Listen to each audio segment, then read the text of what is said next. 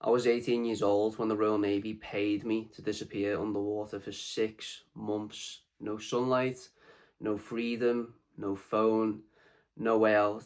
And while I was underwater on HMS Vengeance, a Royal Navy nuclear submarine, my bank account quietly grew every single month.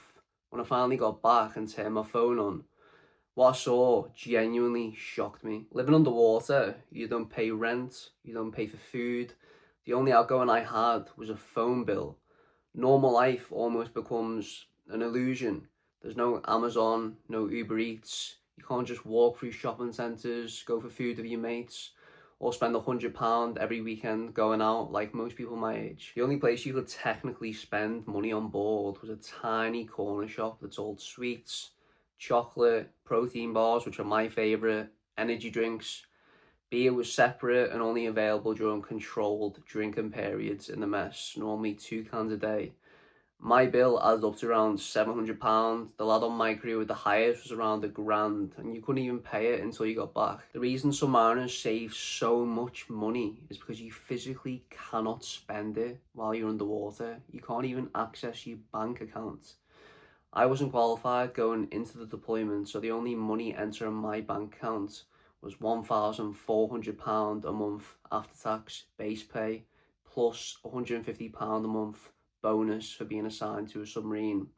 Once I qualified underwater, the money and bonuses jumped massively. To be honest, I didn't even think about money while I was underwater. I was too busy trying to mentally get through it, because you're not thinking about savings when your little brother's face is literally starting to fade from your memory as the days go by. Money becomes irrelevant when you're getting letters from Prince William because your patrol's been unexpectedly extended past Christmas. I was excited to take my little siblings trick-or-treating that year. We were meant to be back before Halloween. After enough extensions, counting down the days feels pointless. Christmas was definitely the roughest point of patrol for me. I remember everyone was drinking beer, watching TV, and eating food in the mess, and I was just alone in the gym training because I didn't drink beer and I just didn't want to socialize. I felt completely alone, surrounded by 130 people in one of the most claustrophobic environments on earth.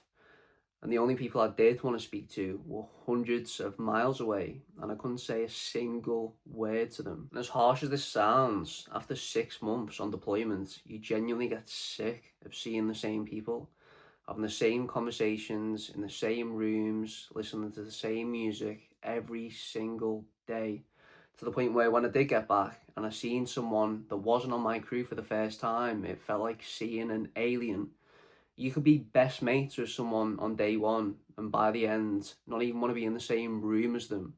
That's just life underwater. By day 100, time slows down so much to the point where it feels like purgatory. And the only thing on my mind every hour of every day was just coming home and hugging my family.